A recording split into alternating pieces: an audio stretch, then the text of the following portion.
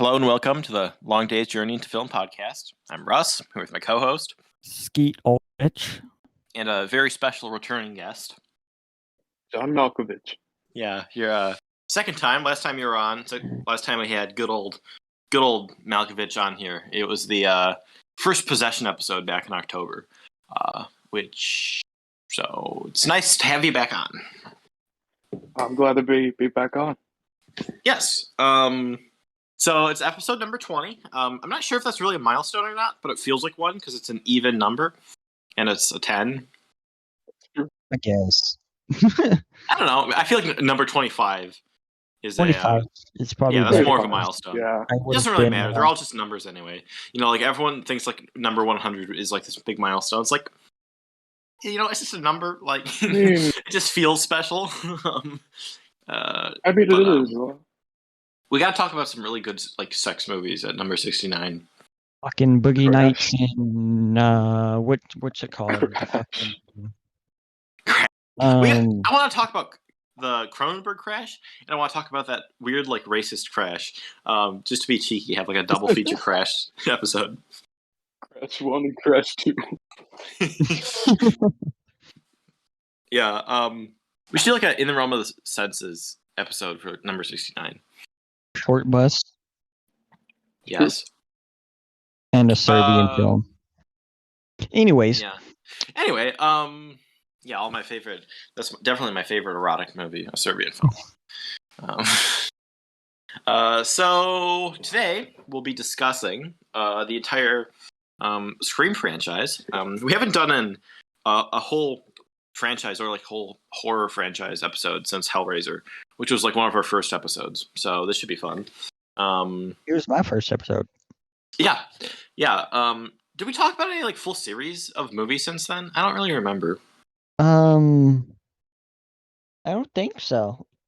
Yeah. We've done like an original and its sequel with like Shining and Doctor Sleep, but all right. So before we start into the full spoiler discussion, it will be a full spoiler discussion. Check out the YouTube channel if you haven't already, unless you're watching on there, which obviously you've already checked it out. There is exclusive content there, and I'm doing a thing where I talk about my entire Blu-ray collection. I have videos of those in parts, so check that out if you want. And check out last episode. We had the YouTuber Daisuke Beppu on, which was really fun. He was a great guest. Check that out too. And I don't know, follow us on Letterboxd. I'll link those. And yeah, that's about it. Let's get into Scream 1. the first Scream. Which like nobody's ever called it Scream 1, but fuck it. I don't know. I call it Scream 1. Built different. I'm talking about like the sequels and context. I keep saying Scream 1 myself. I don't know. Well, it's just that I really love that this franchise, they don't have like Scream Resurrection, Scream 3D. You know, it's just Scream 1, Scream 2, Scream 3. Scream Brotherhood. Yeah, yeah, they could definitely Scream Origins, you know. Fuck that. That shit's like, cheesy and bad. I really wish they wouldn't have done. Why is it not Scream 5? Like, fuck off. It should be 5 Cream. I know they, like, I think I've seen stuff about they joked on set on Scream 5. They call it 5 Cream. Yeah, it's like that works. So, I mean, they're aware Cream. of it. I like 5 Cream. I think it's... They did it for fucking Scream 4. They replaced the fucking A with the 4. Do they think they're better than 5 Cream? I don't know. They just called it straight up Scream, which is now confusing. But I mean, I really like the movie, so I guess it's fine. We'll get to that one.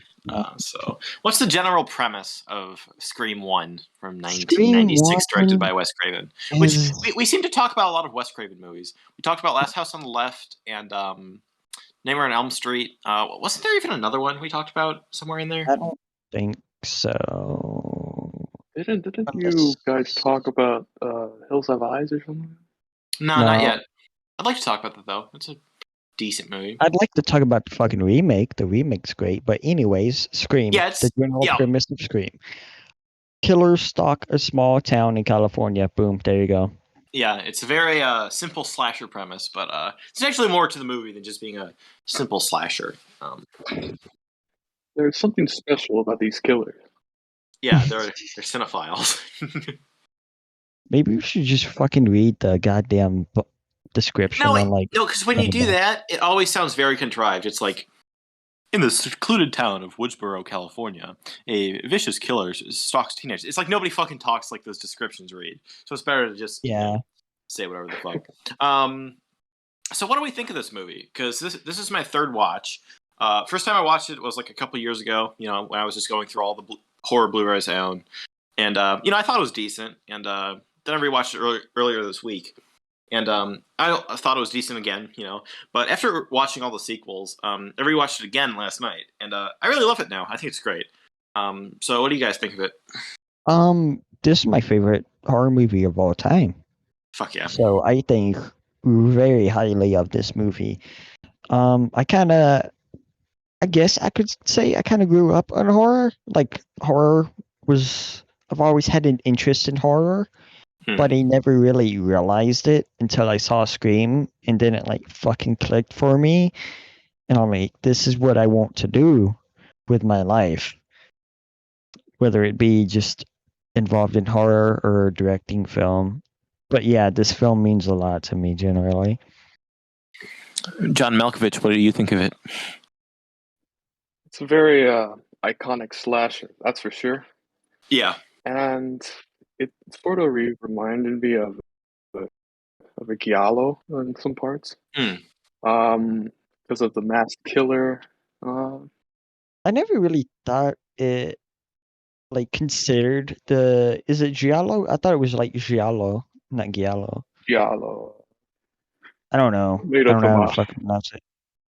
But giallo aspects, for those who don't know, giallo is like 70s Italian horror slashers, pretty much. Yeah, which I've said it before, but I'm not really too familiar with those. I really want to get into them, but Me neither. yeah. I've seen one or two really good ones, but that's about it.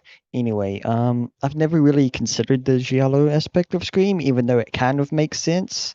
But I think it's more just referencing the meta aspects of American slasher films specifically, because a lot of the tropes are American based that started in like the late 70s, 80s with the whole, virgin final girl. Yeah, like what makes this film very different from other slashers is the kind of meta satirical element of it, where all the characters in it, the teenagers, they're all very aware of slasher tropes, and they point it out. And spoilers, we're in full spoiler just territory for all the series. Even might even like reference spoilers for other films in the series. So I don't need to keep saying that. The two killers, they are they're like huge horror fans, and they're just kind of doing something, like a slasher movie. Like that's their whole like motivation for it. Kind of. It's not completely clear their motivation. It's not like their motivations aren't okay. So I recently just rewatched it like several hours ago, so it's pretty fresh in my mind. The whole climax of the film. There was a quote, and it was watch a few movies, take a few notes. So it wasn't like horror movies were their exact motivation for this whole killing spree, but they were definitely inspired by horror movies. Because I think they also say, what do they say? Movies don't make psychos; they make psychos more creative or something like that. Yeah, fucking Stu says that line. Which I love Stu. Stu is such a good character. Stu is Matthew probably Lillard is my favorite character in the movie. Stu is crazy. Like Sydney's like a great character throughout the series, but like Stu has to be my favorite of the whole franchise. Even though he's only in the first movie, like he's so great. He really Matthew Lillard. He's very brings a great energy to it. He's a great actor. Yeah, which he should be in more stuff. I mean, he's been in quite a few things in the last decade or so, but for a good 10 years after the fucking Scooby-Doo movies, he wasn't really in anything. Yeah. Isn't he in that movie 13 Ghosts? Yeah. Fuck was I saying? I was saying something about horror movies. Anyway, all the characters, they're aware of horror movies. And the killers, that is like they're like kind of copying like a slasher movie. They're doing it in like slasher movie style. So it's interesting how it's meta. It's not just doing it as like, oh, we're gonna reference this or that, like it's a parody movie. You know, it's.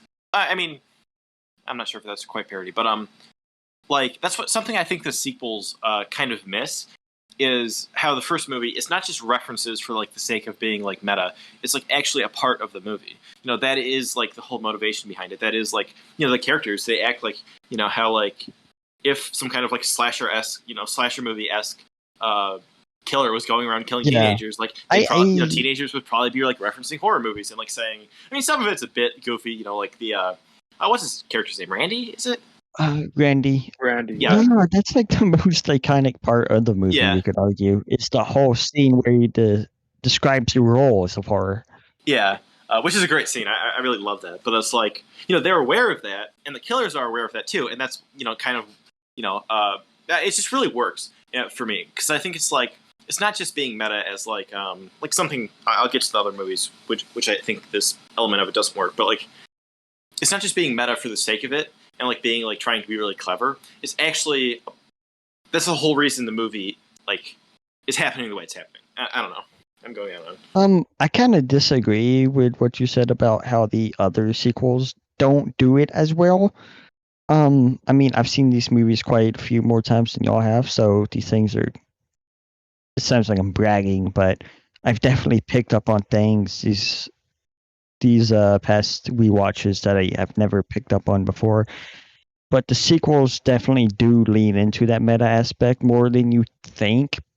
Yeah. I'd say it's probably a bit more subtle in the sequels, except for 4, which is kind of when the franchise picks its energy back up. But yeah, like, you know, like 2, it definitely does kind of have that, but I feel like I mean, I'll get to it when I talk about those, but it kind of has that element, but I think it falls off, and the movie just kind of becomes a more typical slasher.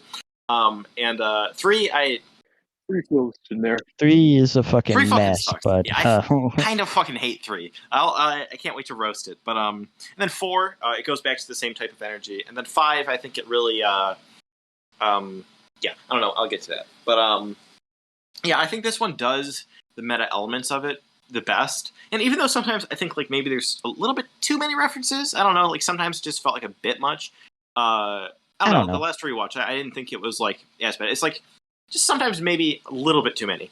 I don't know. It's not a super huge criticism or anything, but like I definitely think it works in the universe of the movie. I know I lead off every fucking statement I say what I think, but this film definitely is the strongest and of all of them, as originals often are. Yeah. I just everything about this movie is so stylistically done right. Like, for example, that fucking sequence with when the principal gets fucking murdered in his office. Yeah. There's that eye shot where you see the ghost face mask in his eye, which is kind of it's absolutely amazing shot, and you don't kind of the sequels kind of miss out on that kind of fancy little extra touch that this movie really does well throughout its scenes. Yeah, I feel like the best moment in the film is probably the opening. Yeah, definitely. The opening is well very shot. strong, which is very fun because Drew Barrymore was originally supposed to be Sydney. Right. I forget exactly what happened, but she decided that she wanted to be killed off in the opening scene, and it was kind of that's how that happened. The thing that makes the opening scene very very memorable is, well, for me it's the timing of you know, the rise in tension, I think, you know, from the phone call.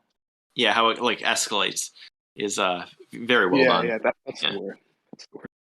And it's really great because like there is a large portion of the movie which is not very, I wouldn't call it like a horror comedy. Like it's, I think a lot of it is pretty like kind of funny. There's definitely a lot of funny moments in it, and it being like meta.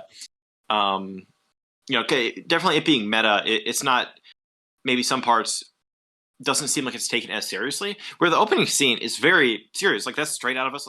I mean, it is a slasher movie, but like that's not at all I don't know, like cheesy. I think it's like actually a very I don't know, it's just very tense, and it's like serious, and it's like Drew Barrymore's acting is really good there. Kind of how she's like really scared, and then how they both get like her and her boyfriend get like fucking like disemboweled. It's actually pretty brutal. It kind of reminded me Very of brutal opening. yeah, it kind of reminded me of like some of Wes Craven's earlier like exploitation horror type stuff, like Last House on the Left or something. I With the like believe. disemboweling and stuff. Yeah. Speaking of how brutal it is, when Steve, the boyfriend in the opening scene, gets cutted, it was originally a bit more gruesome than that, I believe, but they had to cut back on that a little bit because fucking rating system, whatever. God, I fucking hate the MPAA. Yeah, the NBA was like, nah, bro, cut it back, son. It's a slasher. We can't have gore in it. No, I don't know. I feel like I don't even fucking know why they did it when you could probably argue that Last House on the Left is a lot more intense and they didn't have to cut back as much as they did in. I don't know. That's more of a commentary on the MPAA as a whole. But anyways, I wanted to say that the score in this film really accentuates everything, especially that opening scene, like the fucking choir elements. When the killer, whoever it is, I think Stu and Billy are both there. Because obviously, one of them is not going to be able to fucking hang her up on a tree. Both of them were there. Wait, but didn't Stu say, like later when they're like at school, he said he was with his girlfriend the night before. He's like, couldn't have been me. I was with the fuck is her name? Yeah, but so was her name's Tatum. But so was fucking Billy. Billy was with fucking Sydney. This happened before he went to go see Sydney. Oh, I guess so. Yeah. Yeah, he just like pops up. What's funny is like he pops up in the window and it's kind of like a jump scare, but it's like he is actually like the threat of the movie. I don't know. Maybe I'm thinking too hard about it, but it's like no, you're not, because that scene where he climbs up into the window of Cindy's house, "Don't Fear the Reaper," there's a nice cover of it playing. Oh, interesting. I didn't catch that. I mean, the whole time they hint at Billy being killer. I mean, he's even framed as the killer. Yeah. But of course, the big twist is that not that he is the killer, but that Stu's also with him. Yeah, that's not very expected. Like you can kind of say like, oh, I called that Billy would be. I don't know. Like actually, like when I was watching this, I was watching it with my sister the last time I saw it, and like I don't think she really expected it to be like a twist ending. It's like or like a twist because it's like most slasher movies. It's just like some creep in a mask. It's like Michael Myers, Freddy Krueger. It's just like like some weirdo like getting off to like murdering teenagers. It's very straightforward. In this, it's like, it actually like Scream is kind of a murder mystery almost, trying to figure out who the fucking killer is. Yeah, which is very fun. As the franchise goes on, kind of trying to figure out who is the twist killer, which is a fun element of them. I mean, once you figure out the pattern, I think all of them, or except for 3, are spoiler alert for 5. I don't know if I want to say anything about 5. Let's just say 1 through 4 are all 2 killers. Yeah. Except for 3, but there is originally supposed to be 2 for 3, and it's pretty obvious because that's the only way 3 works. But we'll get to that because fuck 3. Let's not talk. We can talk spoilers for the whole franchise except for 5 since Tidal is here. We don't want to spoil it. Since you haven't seen it yet, we'll just save that discussion all to its own at the end. But something I was going to say about like Billy being the killer and that kind of being hinted at. It's really great when you rewatch it, knowing that. There's like some scenes with like him and Stu. How it's clear how they're made the way like they'll look at each other when someone says something. Dynamic. Or, like, yeah. When they're at the fountain, Stu's like, "I'm not the killer." He says something to that lines, and Billy's like, "Nobody said you were." Yeah, it's like it's very clear that they're like kind of. Yeah. What? I was saying it's very like wink, wink. Don't fucking give us up like that. Yeah, and also the scene in the video store with Randy when they're like they kind of like have him cornered, or not really cornered, but they're like saying whatever they're saying. It's really great to like rewatch it knowing who the killer is. That's what I'm trying to say. Billy being the killer was sort of revealed earlier on with the phone off out of his apartment, and Yeah. the audience didn't know about that. But it's really surprising It's once paid off as a you coincidence. rewatch it. Yeah, Because it's like, then it's almost like, oh, is he the killer? And then they almost like kind of confirm that he's not when, like, Sydney gets a phone call from, I guess it would be Stu, unless it's that he called her from the police station. But I don't think that would make sense because it has the like Okay, modulated voice or I whatever. think we could probably like let's walk through like each who calls who. I guess we could just walk through that Okay. because I wanted to say okay, so after everything happens, they're at school, that whole thing. Sydney goes home, and Tatum's supposed to pick her up because she's going to spend the night at the Riley house. And Sydney gets a call, and it's like, why would she get a call? And I feel like that was Stu who was after her that time. I don't know Yeah. why they would move on her so early, and I feel like that's a very Stu move because it's very implied that Stu is very impressionistic, and Billy's kind of the mastermind of this whole thing, and he kind of Yeah. just Yeah. Stu's kind of what's an idiot. It he's seems. not the brightest. Yeah. Like kind of like you can kind of tell, or I mean, you can't tell, but it's like the scenes when it's implied that he is, Ghostface or the killer. He's like a lot more clumsy, and that's like something Yeah, that it's like I guess you can notice, which is also another fun thing throughout this franchise, trying to figure out who, because there's always two killers, at least for the most part. Trying to figure out like which one is which, like who is the killer in this scene. That's always kind of fun too. which is yeah, as you're saying, it's a great thing to do on rewatch, try to figure out who's who. But Stu was very impressionistic, and he was definitely the one going after Sydney that night. And I've always been kind of puzzled as to why they would want to take out Sydney so quick. I'm not Yeah. sure on his motivations for that because it feels very preemptive to the whole situation because they're trying to come at Sydney. Sydney's the big victim of that. Quick is kind of Billy was not involved in that decision. Yeah. that's true. Yeah. But yeah. All right, episode over. We said enough. Yeah, it's fuck. What else should we say? We should probably talk about that fucking finale. Yes. That was intense. Yeah. Oh yeah, the finale is my favorite part of the movie. Which, by the way, the whole fucking house party scene takes up a good 48 fucking minutes of the movie. Yeah, because what's funny is like when I was rewatching it last night, I was thinking, oh wait, they're already at the house party. This is like the third act. But like it's really not. Like it's most of the movie. But it doesn't really feel like it. It just feels like the third act, I mean, I guess it's the third act anyway. What the fuck am I talking about? It is the third act, but I mean, they kind of. It's a long third act, but it doesn't feel long. It feels right. Somehow the pacing works out for this film. Yeah. Because it's very straightforward, and it's crazy how quick they move towards the end, and how much it doesn't bother the audience. Because no one is killed. I think the principal is the only other person killed that night, so that would make it 3 victims, and then we get to the house party. Oh yeah, I was gonna mention in the scene when the principal is killed, he looks out and sees a janitor, and the janitor is wearing like Freddy Krueger's sweater. I believe that and, was and a Wes hat. Craven, wasn't it? It was? Was it? I'm fucking pretty sure that's Craven. I think it was Wes Craven. Probably Yeah, was. but nice little. Yeah, it is. I'm looking through the cast list right now. Which fuck, there's another Wes Craven nod. I think it's a Nightmare on Elm Street nod. I'm trying to remember exactly what part. I should have fucking wrote down notes. Shit. Apparently, Linda Blair was a news reporter. I never knew that. I'm looking through the fucking Wikipedia right now. Linda Blair is fucking Exorcist lady. Yeah. For those of you that don't know. Yeah, something I was gonna say.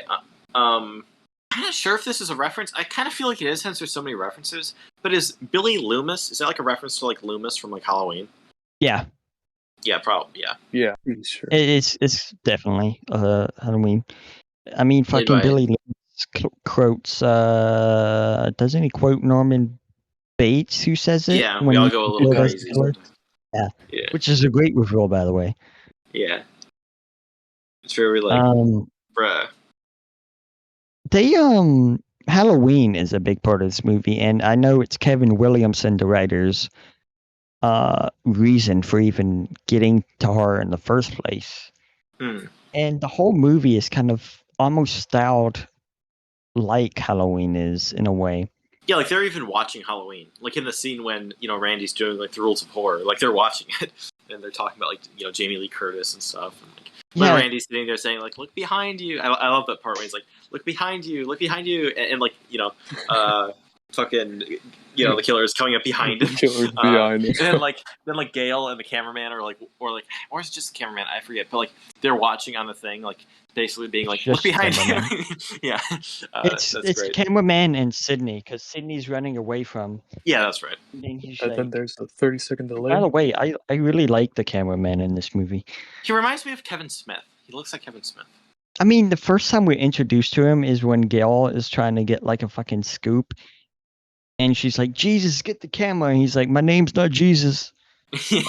And just like, move your fat tub of lard ass or something like that. Gail is a great character. I like Gail. She's a very, she's like, what the fuck is his name in Nightcrawler? Louis Bloom?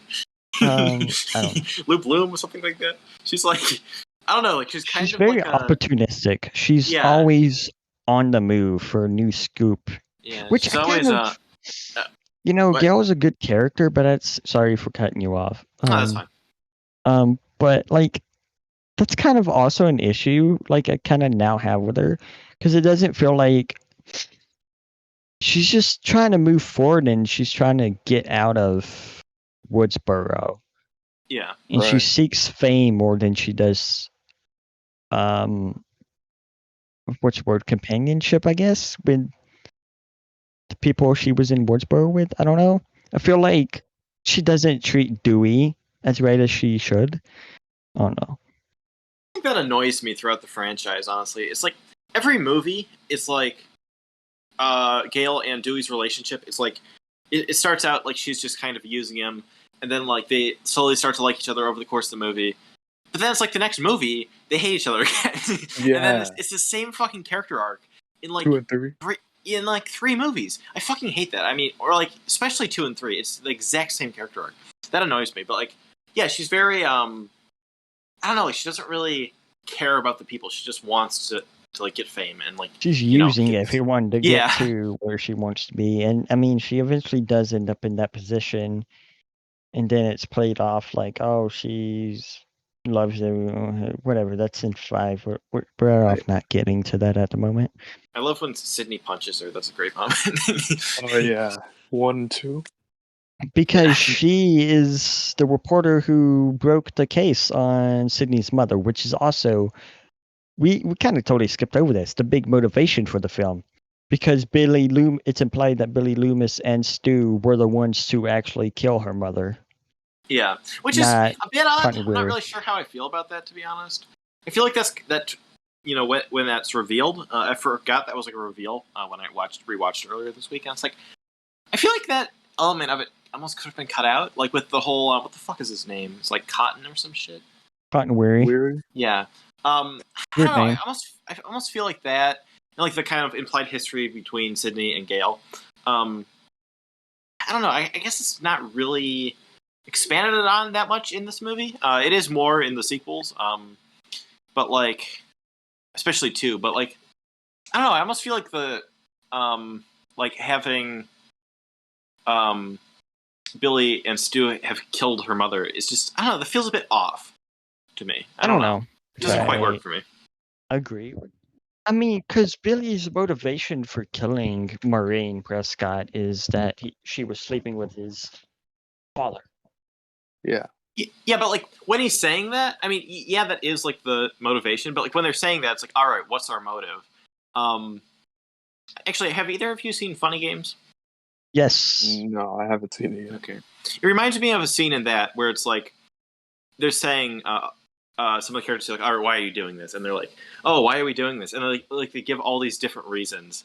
And like one of them is like, "Oh, because my mother was a drug addict whore." And it's like, "Oh, is that good enough?" It's like it doesn't really feel like that's their motivation. Like in Scream, actually, you know what would be great is funny games with Stu and Billy as the two guys. That would be Oh great. my I would so God. watch that. But it doesn't. Anyway, what I was saying was like I don't really feel like that's really their motivation for doing it. I mean, maybe it is. He does say that, but it almost feels like I get what you're saying. It does feel a bit tacked on because he does give this whole spiel about motivations. There's no motivation. There's no motivations. Just the fucking what did you say? Like Millennium or something? Yes, Millennium. Yeah, because I know Randy Randy said says that. It's like I like that the Millennium. I like that. Fuck motivations, blah blah blah, and then he's like, "Okay, you know the truth. Your mother, blah." It's like, oh, okay. I feel like I like the other reasoning better. Then it's like Stu. It's like, oh, what does he say? It's a great line. It's like something like peer pressure. I'm just too sensitive, or something like that. It's like, yeah, I mean, that's when he's on the phone. You could say that's his motivation. It's just like, you know, he's just kind of going along with Billy. But it's like, still, Stu doesn't have a motivation, really. Like Stu's more of a henchman. I'm sorry. Yeah, no, that's fine. I don't want to be talking too much over you, Tyler. No, I don't want to just be going on and on me and Andy and not like really get any words in edgewise. I don't know, fucking know. It feels like Stu really doesn't have any motive at all. I mean, he's only there to, like, you know, act it out. You know, he likes horror movies. You know. Which, yeah, they do say the whole no motivation thing is scarier than having a motivation because it seems just senseless. Yeah, because like how I see it is like it's more of Sydney's, you know, because like yeah, Stu doesn't really have a motivation for any of it, and like I feel like the thing with Sydney's mother, I feel like that's more of an excuse, you know, to like justify what they're doing rather than like the actual reason. Like maybe he's saying that, but like I don't think that's really the reason they did it. Like that's not a reason for them to like kill the rest of the teenagers, you know, or like kill. It is a good point that I've never really thought about because it's the it's coming up on the 1 year anniversary of Sydney's mother's death. Yeah. So I feel like they're just capitalizing on that because it's an anniversary of a historic event for the town, so it brings more fame to them. Yeah, and they're trying to frame her father too, which is something weird because I thought they were gonna make it like it's the guy Cotton Weary, is that it? Yeah, because he's like being wait, is he being released or is he being put in prison? I forget on like the news. I think he's being released because he's released about the time of 2. Because like that's the thing actually. He's I think where is he doing? Because I think he's only released because of the events of Scream. But I don't know, it feels weird to have the whole Cotton Weary thing in there, then have it be, oh no, we're framing her father, Sydney's father. Especially like you said, how like Stu or I'm assuming it's Stu earlier in the movie, how he tries to kill Sydney. If like that's the whole thing with the father, actually I guess it still makes sense, but very weird. I think Cotton Weary is still on trial. They're the events of the movie. Yeah, and he's released in 2. Yeah. There is a funny thing to mention though. The original title of Scream was ironically Scary Movie. Yeah. Yeah. Which I almost feel fits it. You know, like I mean, Scary Movie's great. I mean, I'm not a fan of parody movies. In fact, there's some parody movies that like the bane of my existence. It's one of my least favorite genres. But Scary Movie is fun. I almost wanted to rewatch it and kind of have a mini discussion of it for this episode. But you know, we already have 5 movies. And I didn't really have the time. But Scary Movie's decent. It's like basically a Scream parody. I mean, it parodies other teen movies, which I mean, you know, the fucking kind of ending of Scary Movie is fantastic. Yeah. But like speaking of like teen horror, especially like late 90s, early 2000s, Scream is like very much influential for that because like there's so many other movies kind of like want to be kind of capture the same vibe, like you know, like I Know What You Did Last Summer. Were all these movies after Behavior? Scream? Yeah. I don't know what Because the fuck. Scream kind Disturbing of. behavior. I feel like disturbing behavior is like overlooked. I kind of like disturbing behavior. It's like a I've fun movie. never heard of that fucking movie, to be Yeah, honest. it's like yeah, Oh, it's the facility, I think. yeah. I want to see. Huh? Oh, The Faculty, The faculty. which The is faculty. written by Kevin Williamson. Interesting. It's on HBO Max. It just got added. I was wanting to see it because of fucking like what's his face from Final Destination. Can't think of his name. Final Destination in- too. That's He's in I mean, that's fucking not really trying. Chucky. I Fuck, wouldn't say. what's his name? I wouldn't say Final Destination is at all trying to be like Scream, but it's definitely one of Oh. those like post Scream type movies. You know, No, where, I like was the whole saying team. an actor from Final Destination is in the Faculty. The main guy. Devon Sawa. Yeah. He was also in fucking. What the fuck is? I want to say The Favorite, but that's not it. What the fuck is that terrible I don't know. What the fuck is his name? What the guy? It's his John Travolta movie. What the fuck is that called? Which one? From a few years ago. The fucking the I know Fan what or you're some talking shit. about. What's it called? Not The Fan. Fuck. It's not The Favorite. The knows? Favorite's a Yorgos Lanthimos movie. Yeah. I'm not sure. There's so many John Travolta Damn it. movies The out there. Fanatic. The The Fanatic. Fanatic. Fanatic. Yeah. Oh man, that movie. That's a funny movie. It's very I've not incompetent. seen it. Yeah. Anyway, I have a few more notes about Scream I wanted to bring up. Let's see. There's a reference to Richard Gere putting gerbils up his ass. What? What? Yeah, fucking Tatum. She mentions something when she's talking to Sydney about the cotton weird killing her mother or whatever. She's like, "Well, you can only hear the Richard Gere gerbil story so many times before you believe it," which is a reference to Richard Gere putting gerbils up his ass allegedly. So Interesting. I did not know that was a fucking thing. It's the first time I'm hearing of this. yeah, I just thought that was a funny reference. That reminds me of how Sydney. They're talking about how this might be made into a fucking movie, which is kind of the meta aspect. And she's like, "With my luck, I'll get Tori Spelling." Yeah, and then that's Tori Spelling in this plays her in Stab. Yeah. That's really funny. And fucking who is it that plays? What is it? Luke Wilson plays Billy. Yeah, it's Luke Wilson. I want to talk more about Stab. I want to talk more about the Stab movie when we get to 2, but a few more thoughts. Let's see. His haircut in 2. Oh yeah, I love I absolutely love the part in the finale when Billy and Stu, they got Sydney, they like kill all the people. Which one thing is a bit odd is when they kill I forget, like I don't know which one it was who killed Tatum. In the garage, she gets like I think it's Stu. I think it was Billy. Yeah, but I think it was it's Stu. like, why are they doing that at a crowded house party with a cop there? Because like Dewey's walking around, like probably when she goes to get beer, it's like Dewey's still in the house at that point. Like, why the fuck would you kill someone? I feel like that's definitely a Stu move because Stu's kind of the dumb one. He's not. Plus, that's his girlfriend, so maybe he wanted to. I don't fucking know. Anyway, I was gonna say I'm not sure.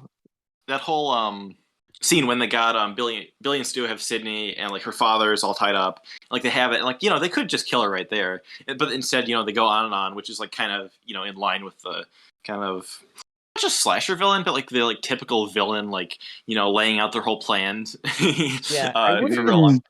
Totally fine if they just ended up stabbing themselves to death in front of Sydney. Yeah, but like what I think is hilarious is that they start cutting each other up before they kill Sydney and her dad. And, like, that made me laugh so hard. It's so funny. It was like he like cuts him too deep and shit.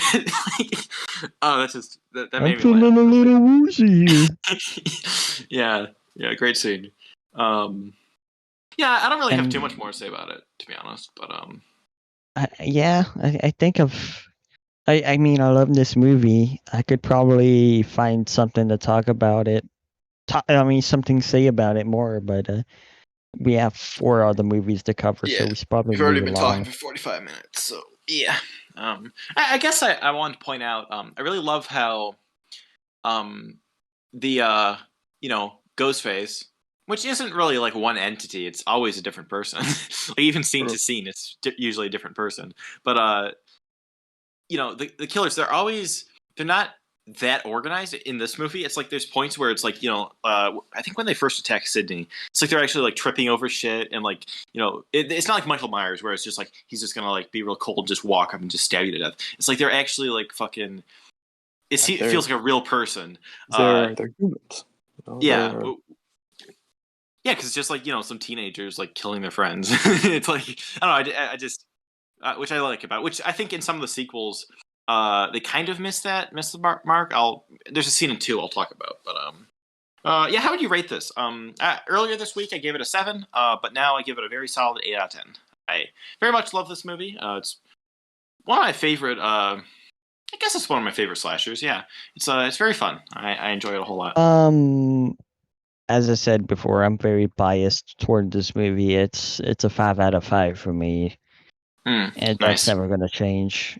Even if like I'm not judging it critically as I could, I'm biased towards it. Like I'm saying, Yeah, I just fucking love the movie. It's a 5 out of 5. I don't care what anybody says. I gave it a 4.5 out of 5 because nice. I'm not sure it's really a 5 out of 5, but I do respect that it's an iconic film. It's pretty good. It's great. Yeah, it's very But entertaining and quick paced. I'd say.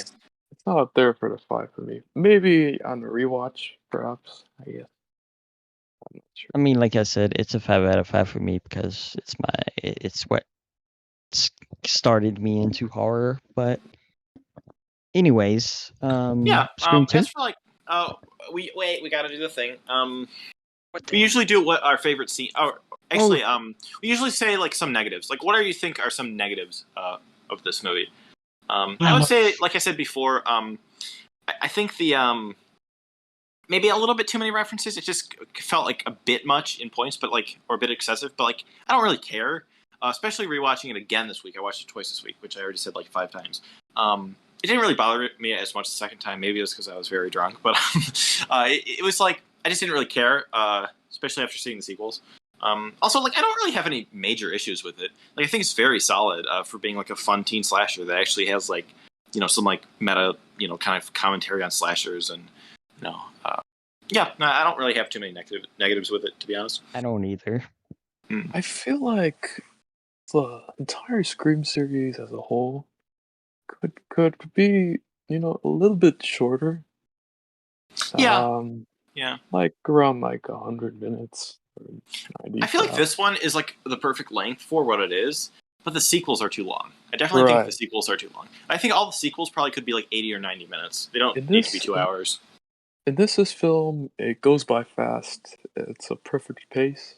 You won't even notice that it's like almost 2 hours long. I never pay attention to the lengths of these films. Really, I guess if any film is too long, it's probably 2 or 3. Are you saying length doesn't matter? Sometimes it's about the girth. I don't know. The only films that made me check the timestamp each time Was 3. was probably 3 and 2. 2 and 3. Yeah, 3 2 is pretty 3 lengthy. dragged the fuck on. Yeah. Yeah. And 3 drags because it's shit. Yeah. Um, We also usually say what our favorite scene, but since these are slashers, what's your favorite kill from it? Mine is favorite kill. Definitely the Casey one. I mean, it's not like a fun kill as much. I mean, it kind of is, but like, it's not like a fun like, oh yeah, they gutted her. It's like it's just such a very effective scene. Just the whole thing. Yeah. It's like the build up and then like when he finally gets her. It's I don't know. It's very brutal. Like I said, it kind of reminded me of like a earlier. I almost said John Carpenter. Wes Craven. It kind of reminded me of earlier Wes Craven in a way. Like it's probably my favorite kill, but my favorite scene is probably when Billy and Stu are the whole reveal and when they're cutting each other up. That just scene it's so funny. My favorite kill would I really understand Casey being a favorite kill, but I'm biased toward the whole principal kill because the principal like just really seems like a fucking actually good principal. Yeah. Yeah. And then they really build towards it, but really the biggest reason it's my favorite kill is because right before he gets that final stab, there's that eye shot Yeah. where Yeah. you see the ghost face mask in his eye, and oh yes, Daddy. That's the scene for me. Oh, you know what's funny?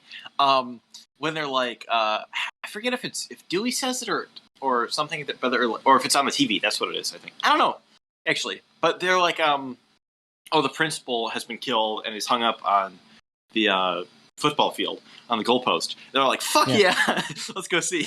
That was They all just Randy. dip Randy go gets see- the phone call at the party. Yeah, and they all just dip to go see like his mutilated corpse, which is funny. I kind Oh of my like, god. I don't know. It says something about the youth of today, and The the youth of heart- today. the I never heart- really heart- thought about the heartless little shits that they are, as the principal says. You want to see the principal cut. Yeah, that's what about you, Yeah. Tidal? I feel like my favorite kill has to either be Tatum's or oh, that is a good one. Yeah. Stu's death, the TV death. Mm, Oh yeah, that's a good one. yeah. I think the main reason why Tatum's entire, death part is because she actually fights back, you know? Yeah. It's just like throwing beer at him and shit. Yeah, and he's like stammering back, almost falling down. Yeah. And you could see that he was almost I don't know, injured. or Clumsy? something. I'm not really sure, but Okay. that her death on the garage was pretty I've interesting always from all. been on the garage death. I'm like, can you really die from a garage? Think that a garage door would have enough power to like. I guess it doesn't really crush her. I mean, there's like a shot where it looks like it's like crushing her head, but I think it just like breaks her neck. Yeah, Wait, But, he stab her in the garage? Like I Yeah, on the believe garage door? he stabs her, but really the kill shot is the neck break when she's in Yeah. the door. Oh yeah, Or- I remember. That was brutal. But, it definitely does have brutal kills, which is I really like that it's not just like a commentary on slasher movies and a like kind of a meta satire. It also does the horror elements really well, which that's why I think it works so well. Because like yeah, but that's all I got about all I gotta say about Scream 1. We've been talking for almost an hour now. I think what I might do, I might just break these up, at least for YouTube, and put them in like Part 1, 2. yeah, just do it like that. Because like I'm not sure if someone really wants to watch like not 4 hour, but like like a really long video. I'm not really sure. All right, I'm just gonna say like a thing since I'm gonna break these up. I can always edit it for Spotify. I can just do that one long thing. But all right, so that's it for Scream 1. I already might have said this, but yeah, I will be breaking these up. So if you're watching on YouTube, check out the rest of these discussions, or I don't fucking know. Yeah, so see you in Scream 2 discussion.